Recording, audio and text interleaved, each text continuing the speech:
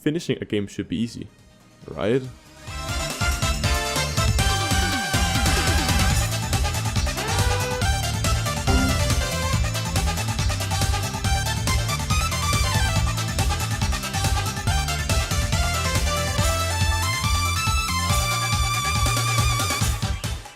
For over 3 years now, I've been chasing my dream game, and after many failed attempts due to either skill gap, lost projects, or burnout, I'm giving it one final shot. Think CoD Zombies, but it's a roguelike, and there's food all over the place. Everything is food. The enemies, the weapons, you name it. And I call it Terrified.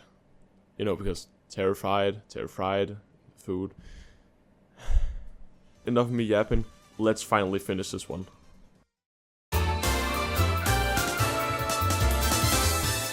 Starting off any project, we obviously need a player character. Lucky for me, I already had one laying around from my other game, Bean Wars. So starting off this project was pretty easy. One of the big drawbacks of Terrified 2, aka the last version of this game, was the projectiles. They didn't really play a big role in the game, meaning that you could just choose any gun and they would act, well, the same. And this time I plan to change that. So with the help of MS, I added a completely new projectile system.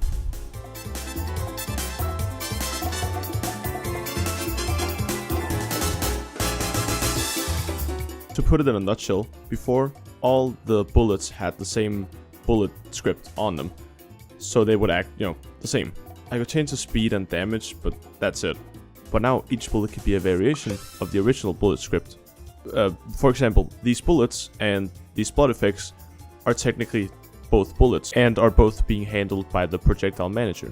But the bullet on impact does damage and the blood does not. I could obviously create a child of that blood particle script and then make the blood do damage, and it would just run fine. Oh, okay, never mind. It's completely broken. What the fuck?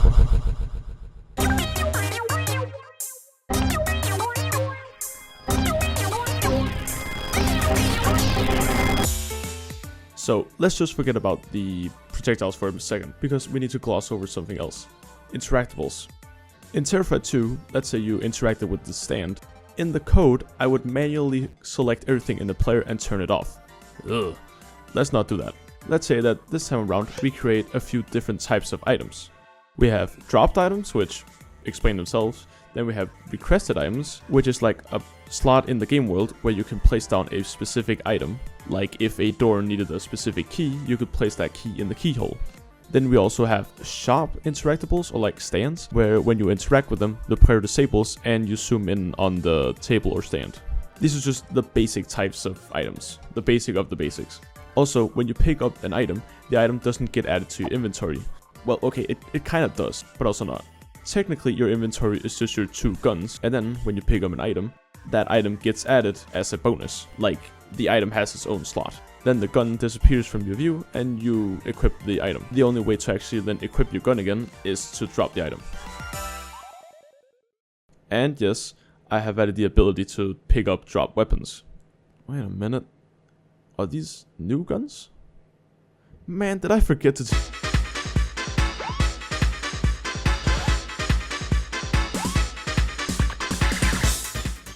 Normally in wave-based shooters or roguelikes, there's a lot of mixing and matching and variety with the weapons. And if I want to have that in this game with the guns, I need to change the way that they work.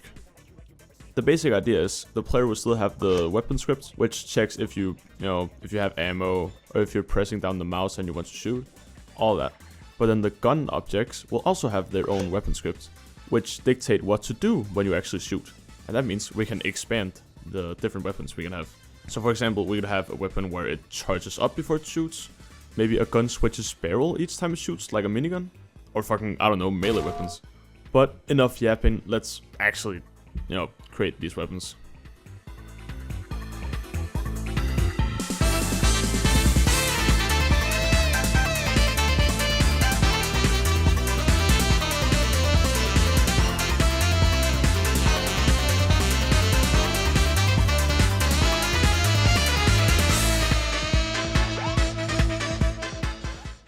Now, obviously, these weapons were just made to test out the new weapon system.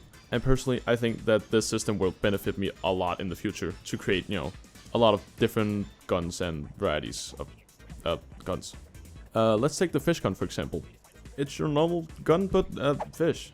And when I showed it off in my Discord server, MS said the following. I want fish bullets, where the fish bullets,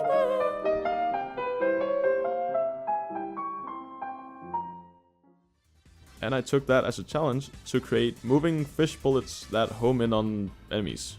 For my first time making homing bullets, it was actually pretty okay. The performance was a bit bad at first, but with, the help of the new projectile system, it was actually pretty easy. And that just goes to show how good the new systems are compared to, the old shitty ones. Along the way, I also added the bullet drop, so, you wouldn't have shotguns that you can snipe with. And trust me, it's not like I put a lot of work into this flamethrower. Just look at the model. But now that we're talking about the visuals, how about we talk about the art style of the game? I want to make the game look unique and not an asset flip. For a game, it's pretty important to have a set in stone art direction.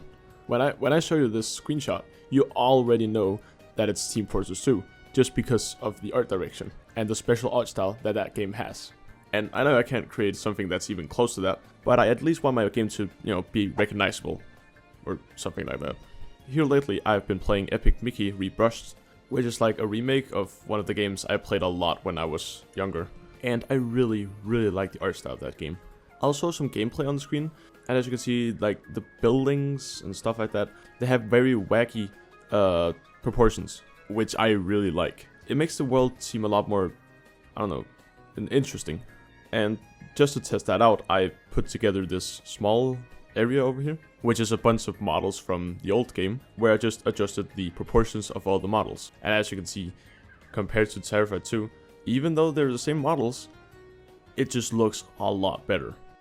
And that's not only for, the environment, this also counts for the enemies. In Terrified 2, all of the enemies were just these cube guys with cube heads. All the enemies look the same, and it's just not interesting. So instead, this time, all the enemies are going to be a lot more food themed. I tried to create a tomato with a face. It was very cursed. I don't want to see that ever again. I also got a bit bored around this time, so I ended up creating these guys.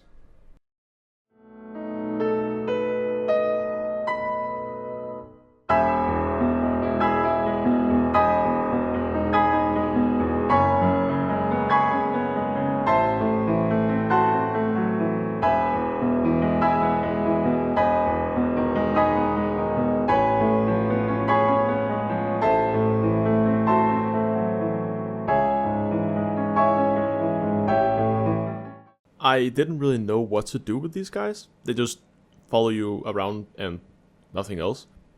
But then I got the great idea to turn them into NPCs.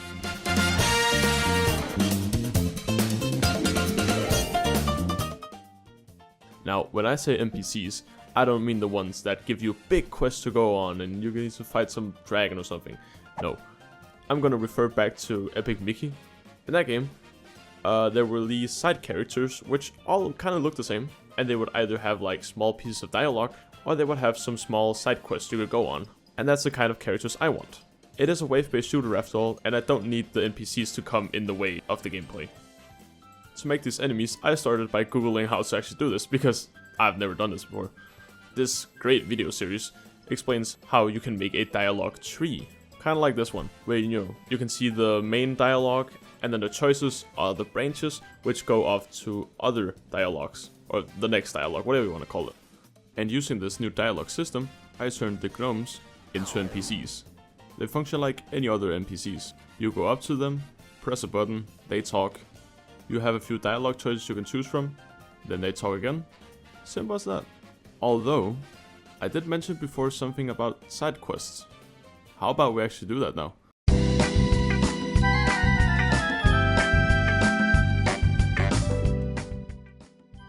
I'm going to be adding the most simple quest there is, a fetch quest.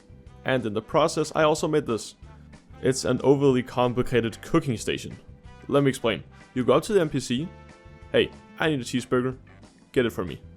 Then you go to the cooking station, and we use those request item slots from earlier to put down some of the ingredients, which are meat, bread, and cheese. Then it plays this nice little animation and turns it into a cheeseburger. Then you can return that to the NPC, and he's very happy. By completing the quest, you also get a reward. And also, just for fun, you can also fail the quest by giving them a special item. In this case, it's a chili sauce. So as you can see, you fail the quest when you give them the chili sauce. It's actually really simple the way I did it. You just put this script on the NPC, put in the items, which dialogues are which, all that. And then in the dialogue tree, you put in some of this text, which the script then looks for. This text is then removed from the actual dialogue, but the game recognizes it as giving you the quest.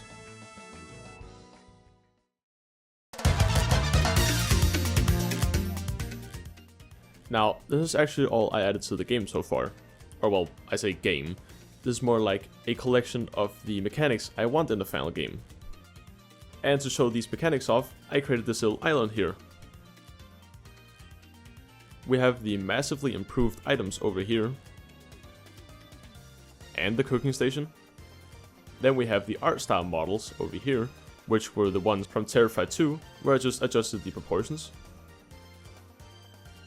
Then over here we have the weapons and a shooting range for those weapons, where you can test out the projectiles, which were also massively improved upon. And then, last but not least, we have the NPCs. Yeah, they are just happy to be here. And of course, you can also download this and test it out. It's in the description, and you can maybe even put some feedback in the comments, like these other guys. Wait, there's no comments? Then why the hell did I make this? What did I